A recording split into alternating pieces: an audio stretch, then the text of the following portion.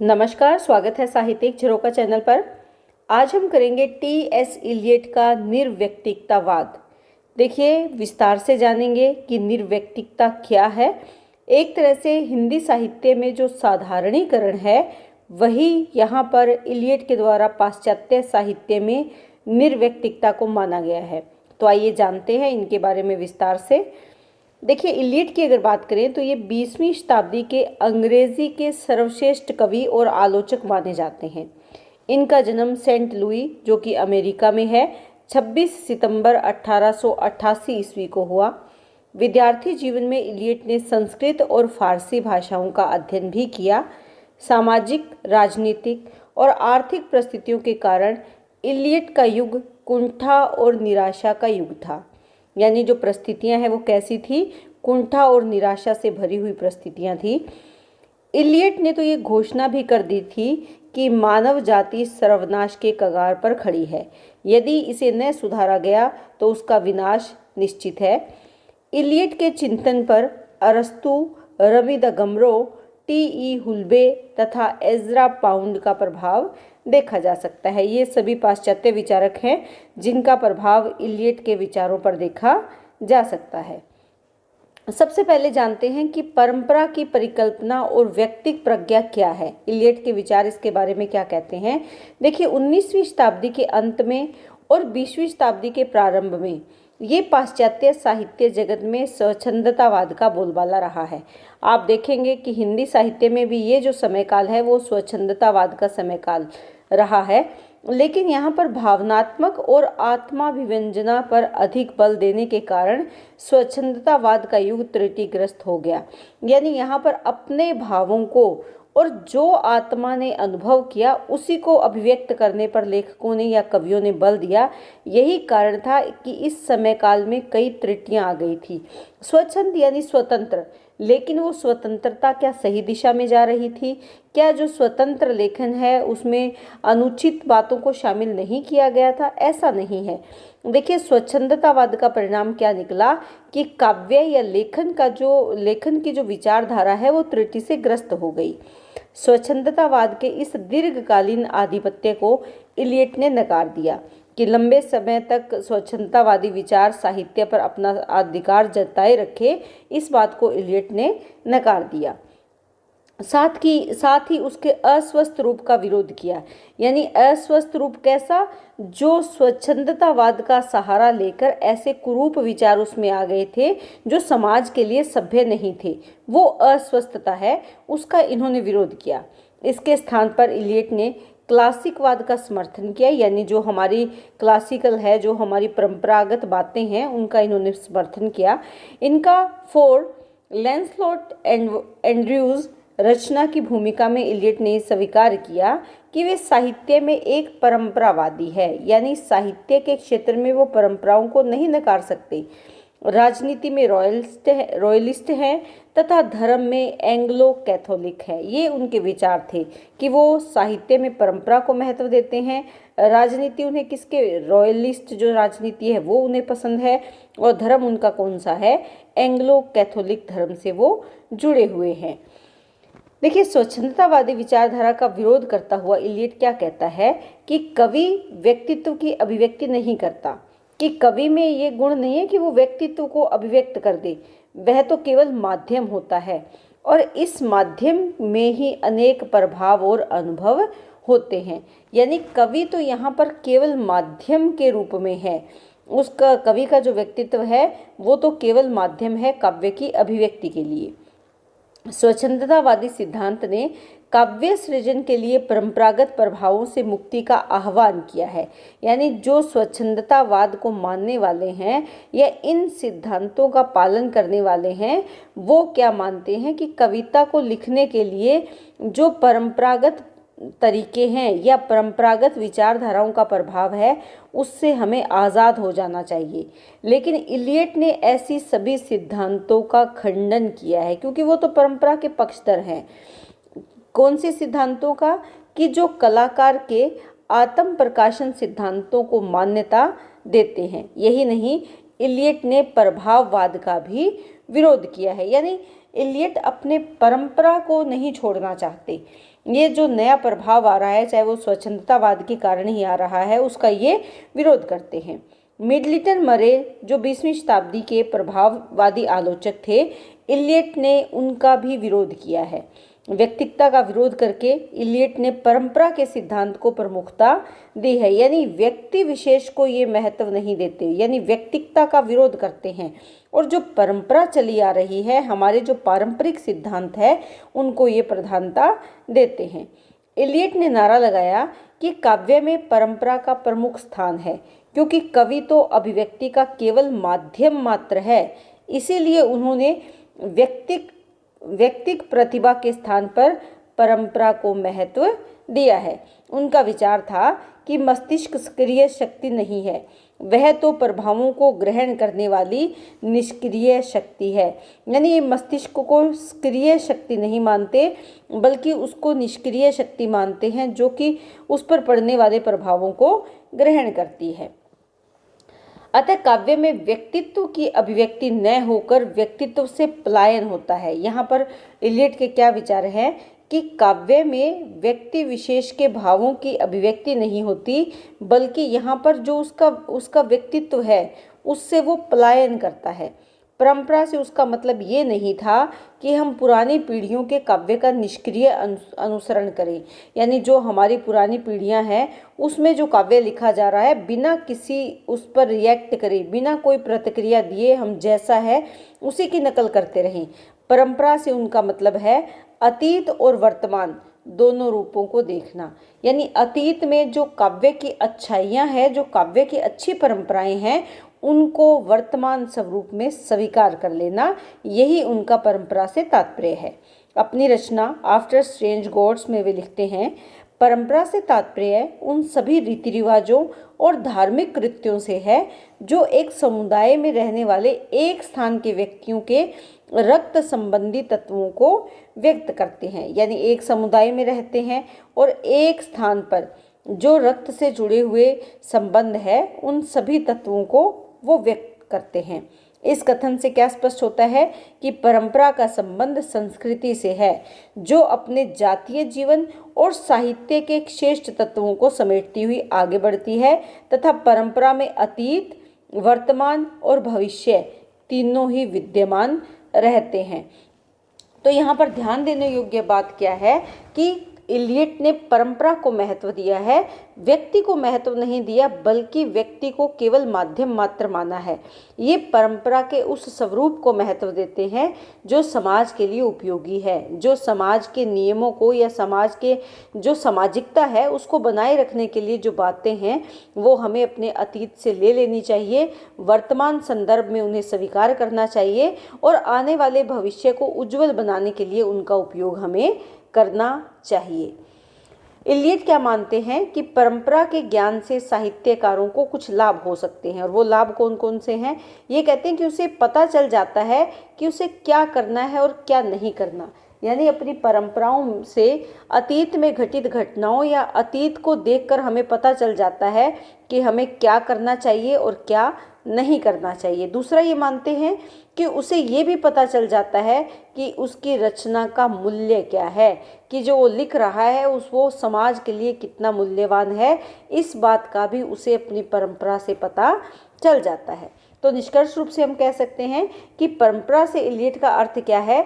रूढ़ियों का पालन करना ही नहीं था, उसका विचार था कि परंपरा का निर्माण अनेक युगों, कलाकृतियों और उनके समन्वित प्रभाव से होता है। एक सच्चे कवि का ये कर्तव्य बनता है कि वो उस प्रभाव को ग्रहण करे, यानी जो हमारी रूढ़ियाँ हैं, जो हमारी कलाकृतियाँ हैं, और उन दोनों का मिला जुला जो प्रभाव है वही परंपरा है। और एक सच्चा कवि उस प्रभाव को ग्रहण करे, जो समन्वित प्रभाव है उसको उसे ग्रहण करना चाहिए, और आवश्यकता अगर हो तो वो उसमें परिवर्तन भी कर सकता है, परिवर्धन भी कर सकता है, तथा उसे अपने व्यक्तित्व का त्याग भी इसके लिए करना पड़ सकता है। तो यहाँ पर वो परंपराओं को समाज के लिए उपयोगी बनाने के पक्षधर हैं। इलियट स्पष्ट कहते हैं कि कवि की मौलिकता इसी बात में है कि वो अतीत को वर्तमान के संदर्भ में देखे। जो हमारा समय बीत चुका है उसे किस संदर्भ में देखना है? वर्तमान के संदर्भ में देखना है। परंपरा का ये भी महत्व है, ये भी मतलब है कि कवि कला और काव्य की प्रमुख धारा का निर्वाह करे। यानी कला और काव्य, काव्य क्या है और उसको लिखने का तरीका क्या है, उस प्रमुख धारा का वो निर्वाह करे, उसका पालन करे। क्योंकि पूर्ववर्ती काव्य धाराओं से परिचित होने के कारण कवि का ज्ञान क्षितिज विस्तृत हो जाता है। यानी पहले से जो काव्य धाराएं चली आ रही है, अगर उनका ज्ञान कवि को होगा तो उसका विस्तार होगा, उसके ज्ञान का विस्तार होगा, उसके लेखन का विस्तार होगा। अतः परंपरा के लिए कवि को व्यक्तिक प्रज्ञा का बलिदान कर देना चाहिए। यानी व्यक्ति के भीतर का जो भाव है, जो उसके भीतर की जो कला है, वो किसके लिए समर्पित कर देनी चाहिए? परंपरा के लिए समर्पित कर देनी चाहिए। तो हमने ये पॉइंट कहाँ से शुरू किया था कि परंपरा और व्यक्तिक प्रज्ञा। तो यहाँ पर ध्यान क्या रखना है कि कवि ने या इलियट ने परंपरा को महत्व दिया है और व्यक्ति जो एक व्यक्ति तक सीमित ज्ञान है, वो ज्ञान किसको समर्पित कर देना चाहिए? परंपरा को समर्पित कर देना चाहिए। क्योंकि परंपरा ही वास्तविक सत्य है जो हमारे अतीत, वर्तमान और भविष्य को संवर्धित कर सकती है या उसको बढ़ावा दे सकती है या उसके नए रूप को हमारे सामने ला सकती है। आगे देखते हैं कि इनका जो निर्व्यक्तिकता का सिद्धांत है वो क्या कहता है। देखिए, इलियट का निर्व्यक्तिकता का सिद्धांत पाउंड के विचारों से प्रभावित है। पाउंड का क्या पाउंड कौन है? Ezra pound. पाउंड का विचार था कि कवि वैज्ञानिक के समान निर्व्यक्तिक और वस्तुनिष्ठ होता है, उसका काम आत्मनिरपेक्ष होता है। यह भी पहले बताया जा चुका है कि इलियट एक परंपरावादी आलोचक थे। उनका कहना था कि परंपरा के कारण कविता में आत्मनिष्ठ तत्व निहित हो जाता है और वस्तुनिष्ठ तत्व प्रमुख हो जाता है। ये किसके कारण होता है? परंपरा के कारण होता है। लेकिन यहाँ पर पाउंड के विचारों से प्रभावित होने के कारण ये क्या कहते हैं कि कवि वैज्ञानिक के समान है जो निर्व्यक्तिक और वस्तुनिष्ठ होता है। यानी जो अपने वैज्ञानिक का काम क्या है? सभी समाज के लिए कुछ नया ढूंढना, कुछ नया इजाद करना, कुछ नया आविष्कार करना। लेकिन क्या वो सिर्फ स्वयं के लिए करता है? ऐसा नहीं है। वो निर्व्यक्तिक होकर, व्यक्तिकता से परे होकर और उस वस्तु विशेष के बारे में समर्पित हो जाता है जो समाज के लिए उपयोगी है। इसी तरह कवि को भी अपने काव्य के लिए समर्पित हो जाना चाहिए जो समाज के लिए उपयोगी है। इसी संदर्भ में इलियट ने कला को निर्व्यक्तिक कहा है। उनका विचार है कि कवि का मन काव्य की स्वतंत्र अवतारणा का एक माध्यम है। यानी काव्य की स्वतंत्र अभिव्यक्ति का माध्यम क्या है? कवि का मन। कवि मन में भाव और अनुभव स्वतंत्रता पूर्वक नए नए रूप धारण करते रहते हैं। कवि का काम क्या है? उसके मन किससे भरा होता है? कवि का मन भावों से भरा होता है, अनुभव से भरा होता है और वो स्वतंत्रता पूर्वक नए नए रूप में हमारे सामने आते हैं। काव्य की प्रक्रिया पुनः नहीं बल्कि एकाग्रता है। पुनः स्मरण नहीं बल्कि एकाग्रता, यानी एक ध्यान, एक जगह ध्यान, वो क्या है? काव्य की प्रक्रिया है। काव्य एकाग्रता का सहज प्रतिफलन है। यानी जब हमारा ध्यान किसी एक जगह टिक जाता है, एक विषय पर एकत्रित हो जाता है, एक विषय पर एकाग्र हो जाता है, तो उसका प्रतिफल क्या मिलता है? कोई विशेष काव्य रचना उसका प्रतिफलन होती है। इलियट का निर्व्यक्ति का सिद्धांत इस तथ्य पर बल डालता है कि व्यक्तिगत भावों की अभिव्यक्ति कला नहीं है। यानी अगर कोई कवि सिर्फ अपने तक सीमित भावों को अभिव्यक्त करता है तो वो कला नहीं है, वरन उनसे पलायन कला है। यानी खुद से दूर चले जाना और किसके नज़दीक चले जाना? समाज के नज़दीक चले जाना, यानी खुद से पलायन कर जाना, वही क्या है? कला है। कलाकार की प्रगति निरंतर आत्मोत्सर्ग तथा व्यक्तित्व का निरंतर त्याग है। अपने आप का उत्सर्ग कर देना, किसके लिए? समाज के लिए। और व्यक्तित्व, खुद व्यक्ति का जो विशेष तत्व है उसका त्याग कर देना, यही क्या है? कला है। इलियट का निर्व्यक्तिकता का सिद्धांत स्पष्ट प्रकट करता है कि कवि कविता लिखना नहीं बल्कि कविता कवि के माध्यम से स्वयं कागज पर शब्द विधान के रूप में उतर जाती है। देखिए ये विशेष बात है। इलियट ये मानते हैं कि कवि कविता को नहीं लिखता, बल्कि कविता कवि के माध्यम से स्वयं कागज पर आकर एक नया रूप पर ले लेती है या नए रूप में सामने आती है। तो यहाँ पर कविता विशेष है, कवि विशेष नहीं है। उन्होंने निर्व्यक्तिकता के दो रूप माने हैं। एक तो वह जो कुशल शिल्पी मात्र के लिए प्राकृतिक होती है, दूसरी वह जो प्रौढ़ कलाकार के द्वारा अधिकाधिक उपलब्ध की जाती है। यानी एक तो वो जो कुशल शिल्पी है उसके लिए प्राकृतिक होती है, यानी जो कुशल कलाकार है उसके लिए प्राकृतिक यानी स्वाभाविक होती है। दूसरा जो प्रौढ़ कलाकार है, जो उसके गहन ज्ञान को जानता है, उसके द्वारा अधिक से अधिक उपलब्ध की जाती है, प्राप्त की जाती है या उपलब्ध की जाती है। तो यहाँ पर ये मानते हैं कि दूसरे प्रकार की जो निर्व्यक्तिकता है उस प्रौढ़ कवि की होती है जो अपने उत्कट और व्यक्तिगत माध्यमों से सामान्य सत्य को अभिव्यक्त करने में समर्थ है। तो यहाँ पर जो दूसरा प्रौढ़ कलाकार है वो निर्व्यक्तिक है और वो अपने जो उसके भाव हैं उनको सत्य रूप में अभिव्यक्त करने में समर्थ है। तो ये कौन सा है? ये निर्व्यक्तिकता से प्रभावित है। तो यहाँ पर इन बातों को देखकर हम कह सकते हैं कि निर्व्यक्तिकता का अर्थ इलियट ने क्या लिया है कि कवि के व्यक्तिगत भावों की विशिष्टता का सामान्यकरण। देखिए भाव तो विशेष हैं और किसके हैं? कवि के हैं, लेकिन वो उन विशेष भावों को उनका सामान्यीकरण कर देना, यही निर्व्यक्तिकता है। बिल्कुल वैसे ही जैसे हिंदी साहित्य में हमने साधारणीकरण पढ़ा, जब हम कोई नाटक देखते हैं तो वो जो नाटक का रचनाकार है उसने जिस भाव को अनुभव किया वो मंच पर आया और मंच पर कलाकारों या पात्रों के माध्यम से जब उसकी अभिव्यक्ति की गई तो सहृदय के मन पर उसका प्रभाव पड़ा और सहृदय उसके भावों के साथ बह गया। तो वो क्या हो गया? सामान्यीकरण हो गया। तो यहाँ पर भी वही बात हो रही है कि कवि के विशेष भावों का सामान्यीकरण, ये क्या है? निर्व्यक्तिकता है। कवि के पास न केवल संवेदना होती है बल्कि वहन करने की क्षमता भी होती है। वह अन्य लोगों की अनुभूतियों को अपने मन में बिठा लेता है और ये अनुभूतियाँ उसकी निजी अनुभूतियाँ बन जाती है। यानी कवि ने समाज में किसी दुख को देखा, उसने अपने मन से उस दुख को अनुभव किया और उन अनुभूतियों को, वो जो दुख उसने अनुभव किया था, उसने काव्य के माध्यम से अभिव्यक्त कर दिया। अब वो काव्य केवल कवि तक सीमित नहीं है बल्कि वो सबकी अनुभूतियों में शामिल हो गया है। अपनी अनुभूति केवल कवि की थी, लेकिन जब उसने उसे व्यक्त कर दिया तो वो किसकी बन गई? सबकी अनुभूतियां बन गई। यही भाव क्या है? निर्व्यक्तिकता है। सत्य तो यह है कि इलियट काव्य में कवि के व्यक्तित्व के सर्वथा लोप के पक्षधर नहीं थे। वे चाहते थे कि कवि का व्यक्तित्व सर्वमान्य के व्यक्तित्व तक विकसित हो। उनका विचार है कि कवि के द्वारा निर्मित संपूर्ण काव्य पर उनके व्यक्तित्व की छाप हो। यानी जो कवि का काव्य है उसका व्यक्तित्व सर्वमान्य के व्यक्तित्व तक विकसित होना चाहिए।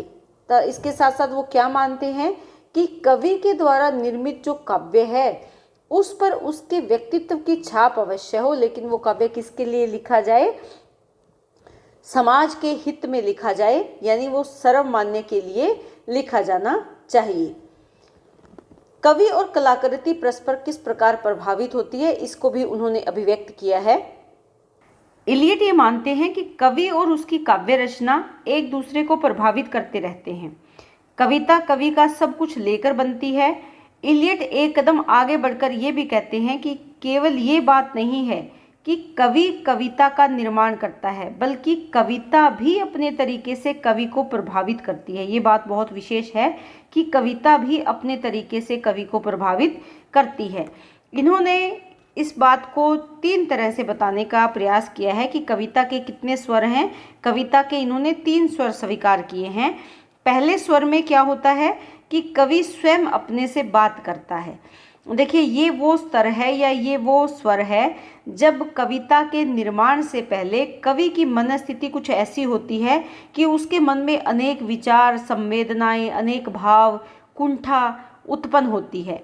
ये सभी तत्व अपना स्वाभाविक विकास करना चाहते हैं, लेकिन कहाँ? कवि के मन में। तो इसीलिए कवि के मन में विचारों की एक आंधी सी उमड़ आती है और उसको अभिव्यक्त करने के लिए कवि उत्सुक हो जाता है।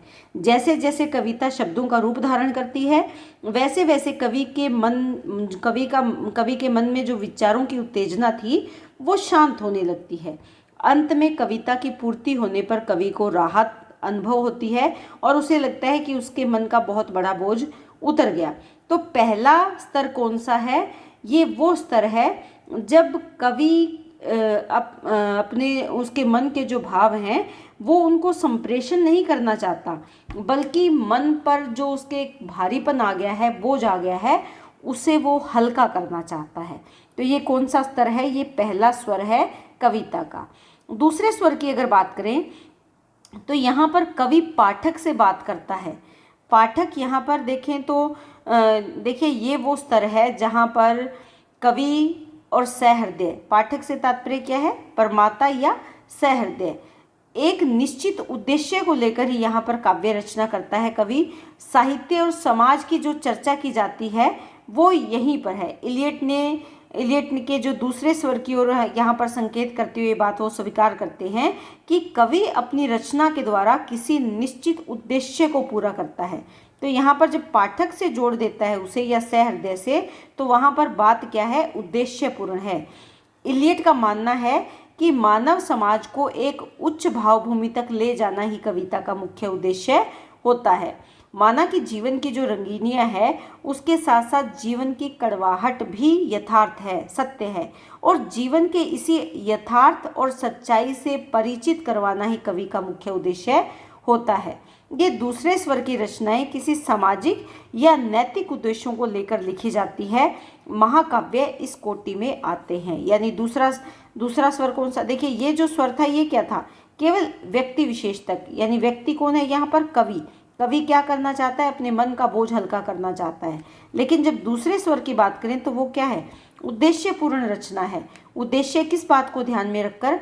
समाज को ध्यान में रखकर जो महाकाव्य है वो इस कोटि में आते हैं। अब बात करें तीसरे स्वर की। देखिए तीसरे स्वर का संबंध किससे होता है? यहाँ पर कवि पात्रों के माध्यम से बात करता है। यानी इसका संबंध किससे है? नाटक से। इसमें कवि स्वयं बात ना करके अपने पात्रों के माध्यम से बात करता है। वो पात्रों के माध्यम से ही अपने उद्देश्य की पूर्ति करता है। आज के व्यस्तम जीवन में अगर हम देखें तो सामान्य जो पाठक है उसके पास दुख दर्द को जानने या सुनने के लिए समय नहीं है। समाज के लगभग सभी लोग किसी न किसी समस्या या दुख दर्द से पीड़ित हैं। यदि कवि अपना राग अलापने लगेगा तो कोई भी उसे नहीं सुनना चाहेगा।